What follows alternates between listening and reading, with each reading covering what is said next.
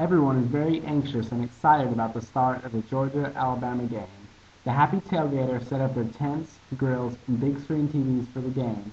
The smell of hot dogs and hamburgers is a nice way to welcome in the upcoming game.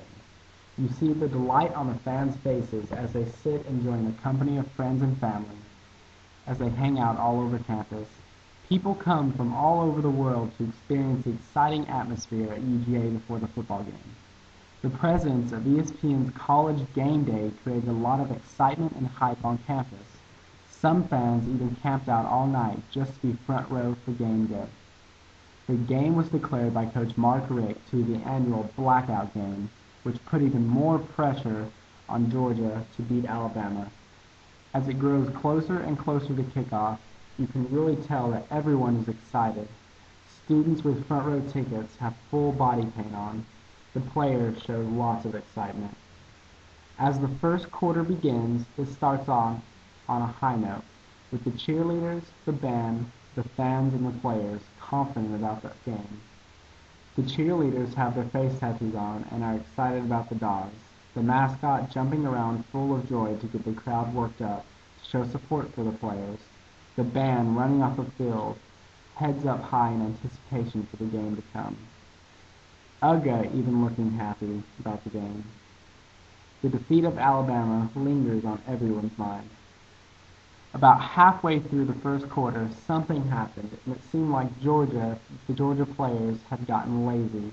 Our defense started giving up more yards that we could not afford to surrender.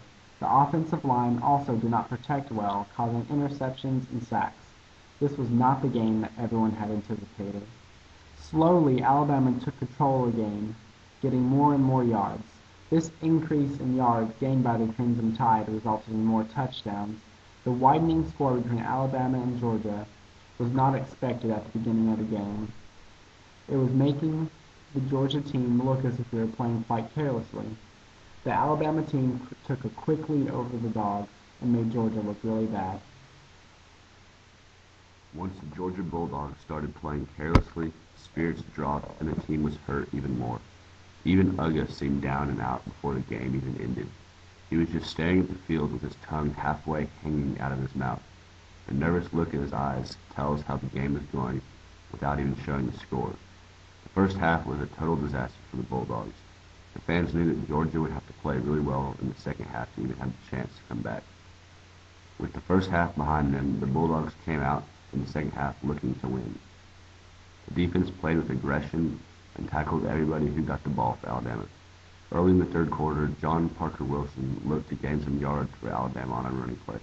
He was tackled before he could get anywhere by one of the swarming Georgia defenders. This tackle defined the second half for Georgia because it shows the emotion and liveliness among the Bulldogs. On another running play, one of Alabama's running backs was tackled by the same defender again, Akeem Dent. Once again, the photo shows Dent playing with passion and aggression. This emotion and desire to win caught on with Georgia's offense as well. The offense began making more plays for positive yardage.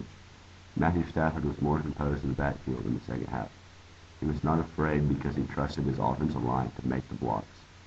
In this picture, Stafford has good balance and appears to have seen the field very well. He was waiting for a receiver to get open and deliver a precision pass for positive yards. Noshawn Moreno also began to run the ball with more authority in the second half. This picture shows Moreno juking an Alabama defender and making a great run. His face shows the intensity and desire that is needed to win in football games. The Georgia Bulldogs looked like they were going to make a comeback against Alabama. Unfortunately, the Dogs were unable to achieve a victory. At the end of the game, it was very frustrating to see Alabama players, fans, and coaches excited about their win. In the Alabama locker room, Coach Nick Saban congratulated his players on the win and celebrated with them. Almost everyone in the room yelled for joy and gave a celebratory fist pump.